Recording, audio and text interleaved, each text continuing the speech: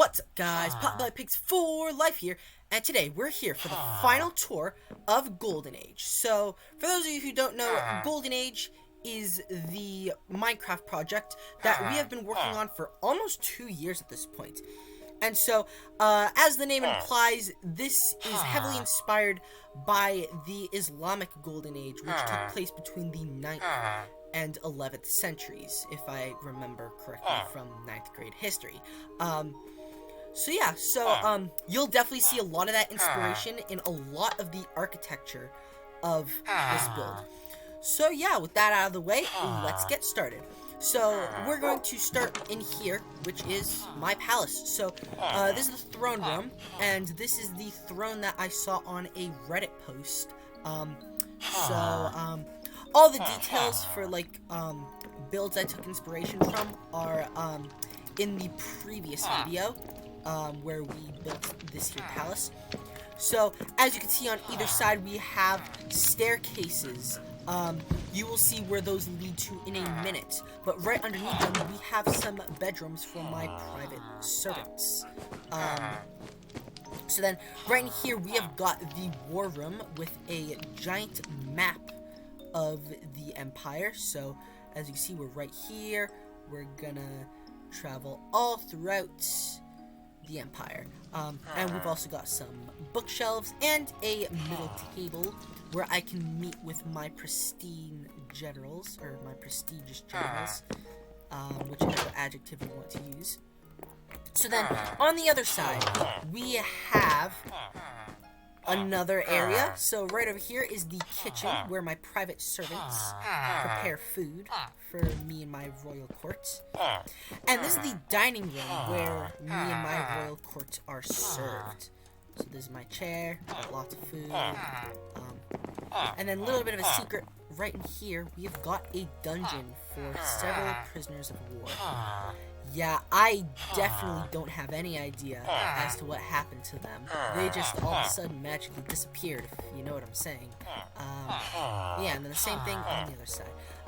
This is meant to be very, eerie, and it's, meant to be, hidden away from the public eye. Hey, you, get back to work. So then, oh yeah, forgot to show you the upstairs.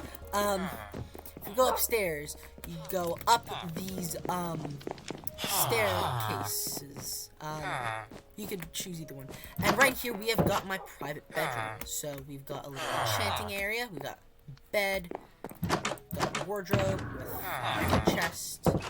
I've got a little bath to keep squeaky clean. And we've got my dog, Lobo, which has been here since the very beginning. And if we go right outside, we've got a little bit of a rooftop garden. But yeah, you can definitely see what I mean by the inspiration. My apologies if the game gets a little bit laggy as the chunks load in.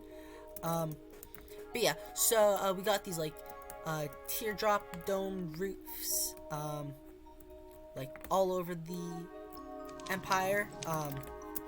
And so right out here, this is the courtyard where we have my royal military. So, we've got several tents for them to sleep in. We've got one tent for, some, training supplies. These are meant to be, training posts. We've got a little sparring ring. We've got an area for some archery. And we've got an area for the horses. So this one is my royal horse, Blanca, which is why she has diamond armor on. And these other ones are, for the military. This is what I would imagine the, chief of the military would ride, and these two are just for, regular cavalry. So yeah, so I think I'm gonna stay in creative mode for this tour.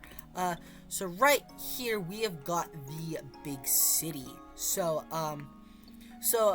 the most notable thing about the city is the academy, which is the largest structure in the city. So right in here, we've got several classrooms for the different villager professions. If we go up these stairs, right over here, we've got a little, botany section. We've got a giant telescope for the, astronomy kids.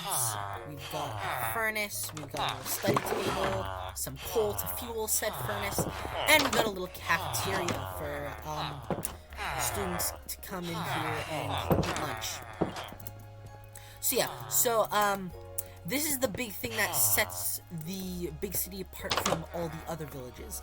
But the thing with every single village in this empire is that they've got a couple main features. So one of them is a little public garden. So each village has a public garden for the villagers to go and spend their leisure time.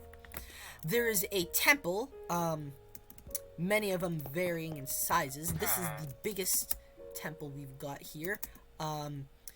This is where we worship our god. And I forgot to put like the relics on here, so give me a minute to just do that. There we go. So then, obviously we got the houses, because you can't have the village without the houses. Each town has a bazaar, which is a covered marketplace in the Islamic Empire, with things like carpets overhead. This part of the bazaar is a little bit more open because it's got the like blacksmith professionals, and then each one has a library. So this is the Grand Library. It's pretty big. Lots of books. And then you go up to the balcony where you've got benches where they can sit and read their books, hypothetically speaking. So now right over here we've got a little gate for some horses, and like other means of transportation like camels, llamas, and there's a trail, and this trail leads all the way to the second village. There's also a farming district and a dock leading to another village. So these villages don't have names, so if you have any suggestions for village names, feel free to leave them down the comments down below. Just make them appropriate, please. So right over here, I did this off camera. I made a little area for some camels because after all, we are in a desert, so you're bound to see some camels. So right over here, we've got farming district number 1. We've got a little silo to keep some surplus crops. And we've got a little wheat farm. So we've got this massive field of wheat to feed the entire empire. Right over here, this is more of like an animal farm, but we do have some potatoes growing. But we also got some sheep, some cattle, and some pigs. These guys also raise the camels. And we've got a little potato field, or well, big potato field. And then right over here is the second village.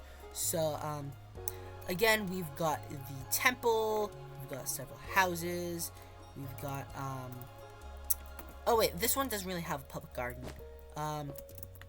We've got the bazaar, we've got a crop field for some carrots. These towers are mostly meant for defense. Like, we want the, river to still flow and, like, irrigate our crops, but we also want to keep it well defended, so we've got, like, gates, so that way it keeps enemies from coming in. We've got a little area for if this village was ever under siege, the, archers can snipe them down.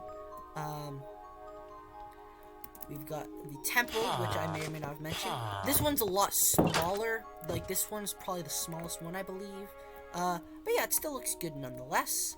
And this is the library. This used to be the tanner shop originally, but I turned it into the library, and I moved the leather worker over to the bazaar. So then, if we go back over here, we've got a dock right over here. So, this is where you can, put your horses and whatever other animal you have, like camels and stuff. And we're going to take a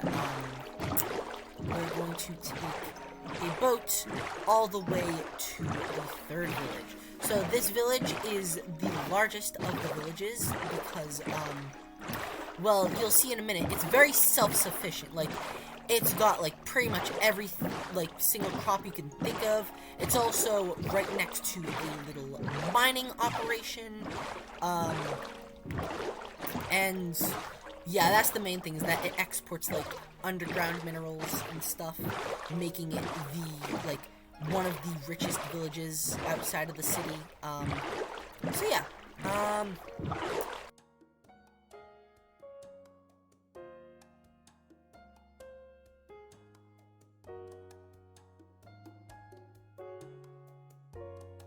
and just over the horizon, you should see the village. So, this village has a very nice looking public garden. And so when you walk in, you are greeted by some houses. There's another little tower to keep defense. This is the giant field of crops with all sorts of different crops. You got carrots, beetroot, wheat, potatoes. You got sugarcane. We got a little vineyard for some berries and some sweet berries and glowberries. A little flower field. This is the bazaar. So right ahead of the gate, you go in, and there's the bazaar. So we've got the cartographer right in here, and then you've got pretty much everything else. Right here, this is the library. We've got a little extension for an enchanting table. Public garden with a little lake, and some benches. This is the temple. So, not as big as the one in the city, but also not as small as the one in the last village. We've got all sorts of different houses. We got a little, like, green area, for some acacia trees. We got a pumpkin and melon field over here. And if you go all the way over here, this is the mining operation. So, right in here, if you go down, there's a little minecart, and it goes all the way down to the mines. And then down here, there's a little area where I created a strip mine. Alright, so now we only have one more village that we need to go to. Alright, so we're back at the big city. So right over by the bazaar, there is a little dock. So what you do is you get on a boat and go all the way down the river to the third village. And this village is pretty special, shouldn't say a little bit, because it's got a statue of Technoblade. So, basically, here's the thing. So, after Technoblade died, rest in peace, Technoblade, I decided I wanted to do a little something special to honor his legacy. So, basically, what I did is I made a character based off of Technoblade, and I incorporated him into the lore. So, basically, here's the idea. So basically, the lore is, there was this guy, who was a scholar at the academy, and basically, he had an affair, so he cheated on his wife, and his wife was not very happy. So his wife, who was known for practicing witchcraft, she cast a spell, she put a curse on his unborn baby, and cursed him that he would have the head of a pig. So a little bit like a minotaur in Greek mythology, but a little bit different, because obviously it's the head of a pig instead of the head of a bull. And so, basically, Technoblade was born with the head of a pig, and so his father wanted him to, be a scholar just like he was. And so, Technoblade was sent to, the academy, and, this is all fake, by the way. I literally just made this up. So, this is not meant to, like, mock or, like, disrespect Technoblade. This is simply based off of the real Technoblade, like, the person, but it's completely fake. I just came up with this to, like, honor him. basically, he went to school. He was bullied a lot for having the head of a pig. So it got to the point where eventually he just started skipping school. And so what happened was, I'm getting way off track here, but that's okay. Basically, what happened was he snuck out and he watched the Royal Guard train. He watched them wrestle. He watched them do archery. And so he just fell in love with, like, military stuff and, like, fighting. So because of that, the military people at the time, they took him under their wing, and they taught him how to fight. So now, during all this, we are in the middle of a war with the Illager race. So, yeah, and we have really been struggling because we're more of, like, a, like, fine arts, like, peace type thing. And so we're, like, being ransacked of, like, all of our goods and, like, all of our, like, what we have to offer. So we're struggling quite a bit. However, Technoblade, he almost single-handedly, like, won us the war. So because of that, the Emperor made him in charge of all the armies in the land. So now, after the war, Technoblade became a hero. So, basically, like, people would come from far and wide to learn how to become a better duelist, and they would ask to duel Technoblade himself. So, one day, the person who put the spell on, Technoblade before he was even born, basically, like, she's been on the run from the authorities because, you know, she put a curse on someone. So she fled to the Illager clan, and they, like, took her in. So basically, like, out of vengeance, she came to duel Technoblade, and she poisoned him, and, well, there was nothing they could do. He was killed by the poison.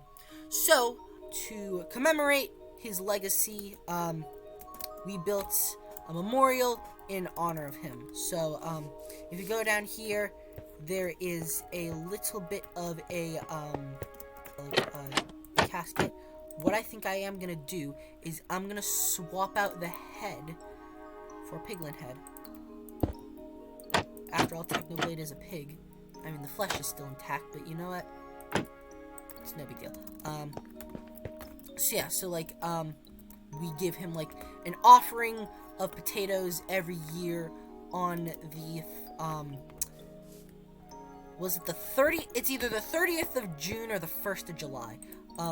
Also, I'm going to change the sword to diamond because, realistically, we aren't going to be going to the nether, so, there.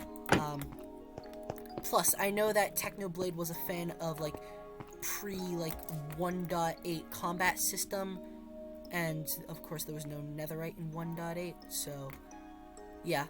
Rest in peace, Techno. Again, this is all, like, completely fake. Like, I'm not, like, using this to, like, gain popularity like a bunch of other people. I'm just, I did it so that way I could do my part in honoring Technoblade's legacy. Once again, rest in peace, Technoblade. He died too soon. Anywho, so you enter the village and you are greeted by the bazaar. So you walk in, you got the covered market. You go up this, like, little, like, stairwell. I did a really good job with curving this. And, yeah, there's loads of houses and stuff. So there's, like, the little village fountain. We've got a field of beetroots. And we've got this really nice-looking bridge, I must say. And there's a little gate. Because, like I said, we want to keep the water irrigated. Well, we want to keep the river irrigated, but at the same time, we want to make sure the village is protected from any intruders, which is why it's got, like, this tower with the triangulations, and we've also got a field of chickens, because eggs are important, and chickens. Sorry if you can hear my brother in the background. We got a field of beetroots, which I probably already mentioned. This was originally the cartography building, but it has since been turned into the village library. And underneath is a third place to enchant your tools and weapons. And then this is the temple where we worship our god. Also, I really love how there are different types of villagers, because this is next to like a plains village and a savanna village, or a plains biome and a savanna biome, and of course the desert. And then this is our public garden. It's a lot smaller than the others, but it is indeed a public garden. And I really love what I did over here with the waterfall leading to the smaller field of beetroots. And again, there is a little bit of a tower. There isn't really a way to get up to the towers, I now realize. Yeah, but with that being said, that is going to wrap up today's tour. In fact, that is going to wrap up the series as a whole. So, yeah, I am, really happy with how this series turned out. I mean, the end product is just absolutely phenomenal. Yeah, but with that being said, I do think that from here on out, I'm going to stick to Planet Zoo and Jurassic World Evolution 2 videos. Well, it was fun building this massive empire. At the same time, not only was it taking me longer to record because there's a lot more going on, but it also, the videos just didn't get that many views. I'm not blaming you guys in any way, shape, or form. I am not blaming you guys, but, with my Planet Zoo and Jurassic World Evolution 2 videos, they get far more views than my Minecraft videos. So, for the foreseeable future, I'm just going to stick to Planet Zoo and Jurassic World Evolution 2. However, if you guys would like to see me make more Minecraft videos, definitely leave a comment in one of my future videos.